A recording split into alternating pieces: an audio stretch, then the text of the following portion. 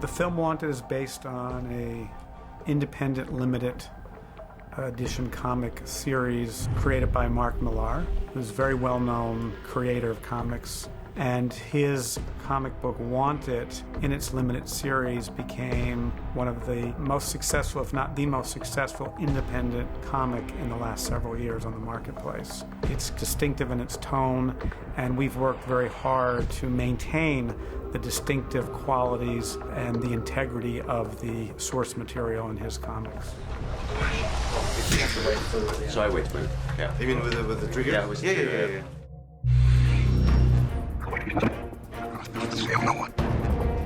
When I read the script, I found that the idea is great, the story is great, character has an interesting journey, but something was unclear with the tone.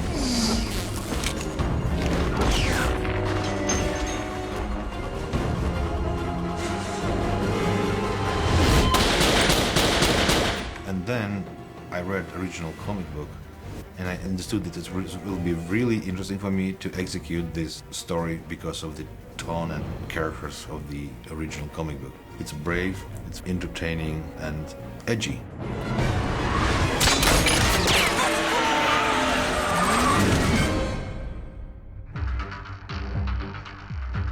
As a kid, I was the youngest of 6 children, and I think, you know, because back then there wasn't really much good on TV, my older brothers used to kind of make stuff up for me, you know, and just out of pure boredom. And one of the things they told me was that superheroes used to really exist. And like most kids, you know, believe in Santa until the age of 7 or 8, I believed in Superman. I thought this was just part of history. And suddenly I just began to gradually realise it probably wasn't true. But as a little kid, I also found a photograph of George Reeves dressed in a Superman costume. There was no TV show back then. We didn't get reruns back in Scotland of the old 1950s show. So to me, this was evidence. There he is. There's a photograph of the real guy, you know. This isn't a movie. There he is, you know. And one of the things my brothers told me is the superheroes were all here one day, and the villains teamed up and beat them, and they all disappeared and made everyone forget about them. And maybe when I grew up, I could be one of the superheroes, you know, and like bring them all back. I was probably about 5 at the time, and he just mentioned it in passing one night in a moment of boredom, but that was the seed of the idea for me. And the beautiful thing is, I've had this big comic and now a movie out of it, and I haven't paid him a penny. It's brilliant.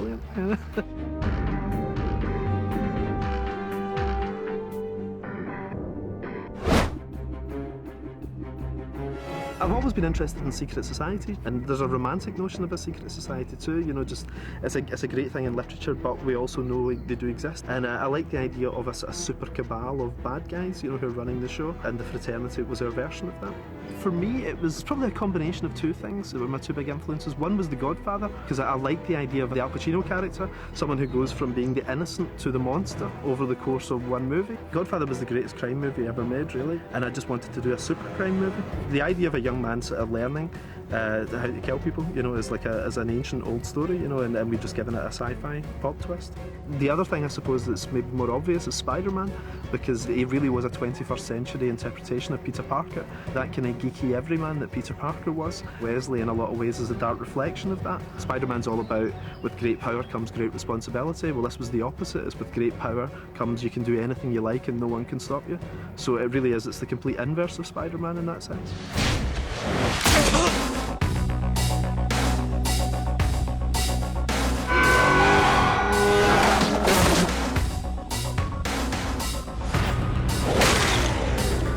We were really attracted to the idea of finding a guy who was an everyday guy who wasn't really happy with the decisions he made after college and where he was in the world, and all of a sudden he was sucked into this world they didn't know existed.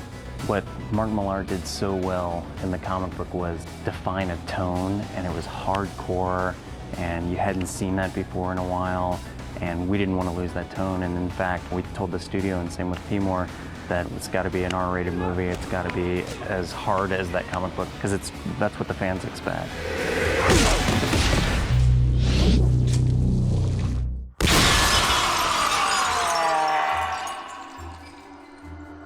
For me, Wanted was about unfairness and injustice and the bad guys being in charge. And I probably couldn't have written it back in the 90s when things didn't really seem that bad. You know, you had the Berlin Wall coming down, you had Clinton in the White House, and things were looking pretty sweet for about 10 years, you know. And then suddenly the bad guys were just in charge. And Wanted, almost subconsciously maybe, was a response to that. I think Brits in particular are slightly more suspicious of authority than Americans. We're a little more suspicious of government and people in uniforms, whereas Americans, you know, they're superheroes, they're most idyllic characters, really. You know, the most idealised characters are people that you look up to, are guys who wear uniforms, and maybe that's what we bring to American culture, really, that makes us a little different from the American writers. Like, I don't think Wanted would have been done by an American comic writer. I think it's a very European idea. It's interesting, it's new, and it's very human and fantastic at the same time. It's a lot of humor, dark, sarcastic, but very human and entertaining.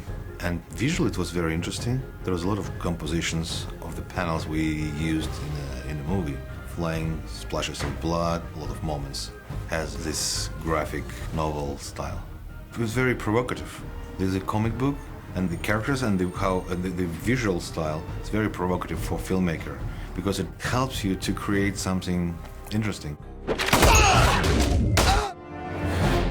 So JG, I mean, I feel 90% of what people liked about it is JG's art. You know, it was just phenomenal looking.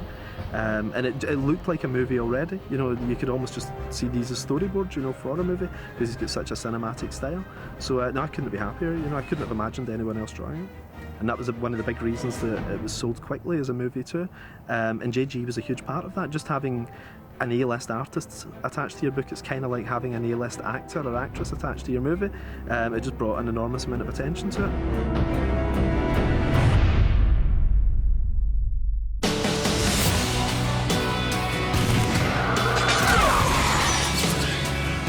It's very unique. I like this very unique combination between ordinary life and fantasy world when it's melded together. And when we started to work on the script, we understood that we're missing something. There's something difficult to find, and we found it. That it was a Mark Millar dialogue, how people talk to each other. It was very unique Mark Millar details. Even now, during the editing process, we're doing the same thing. When we have a problem, we don't know what to do.